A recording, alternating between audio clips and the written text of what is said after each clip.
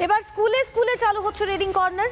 Library না থাকলে সেটাও দ্রুত তৈরি করে নিতে হবে, নির্দেশিকা দিয়ে জানিয়ে দিয়েছে রাজ্য সরকার।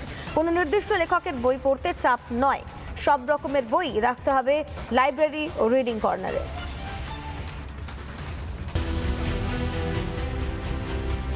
স্কুল শিক্ষার 12টা বাজিয়ে দিয়েছিল তৃণমূল, বাড়ছিল স্কুল ছুটের সংখ্যাও। ভেঙে পড়া স্কুল শিক্ষাকে টেনে তুলতে নয়া উদ্যোগ রাজ্য সরকারের।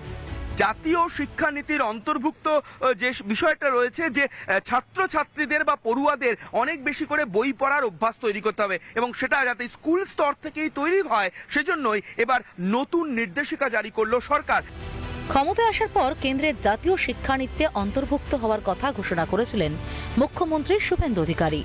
প্রথমে এসেই জাতীয় শিক্ষানীতি আমাদের ভারত সরকারের মাননীয় প্রধানমন্ত্রী নরেন্দ্র মোদীজির নেতৃত্বে আমরা তাতে এই রাজ্য যুক্ত হওয়ার সিদ্ধান্ত নিয়েছি।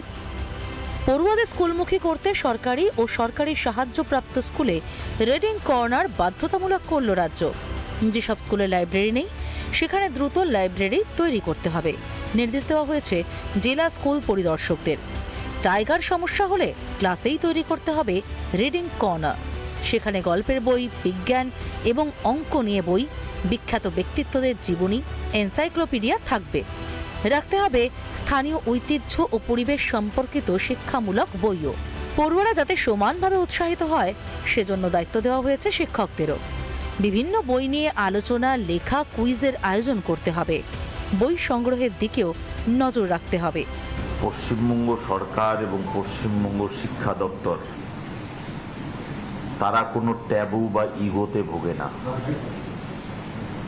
আমরা সম্পূর্ণ মুক্ত মনে চিন্তা ভাবনা করছি।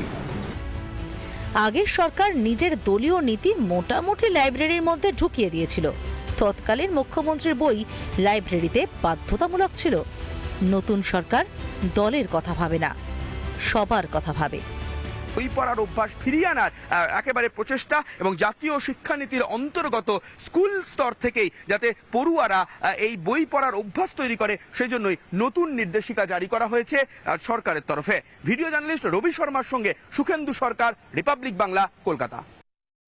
নানা ধরনের কন্টেন্ট দেখার জন্য লাইক করুন, শেয়ার করুন আমাদের ফেসবুক পেজ, সাবস্ক্রাইব করুন আমাদের ইউটিউব চ্যানেল। পাশাপাশি অন্যান্য ব্রেকিং নিউজের জন্য অবশ্যই চোখ রাখুন রিপাবলিক বাংলায়।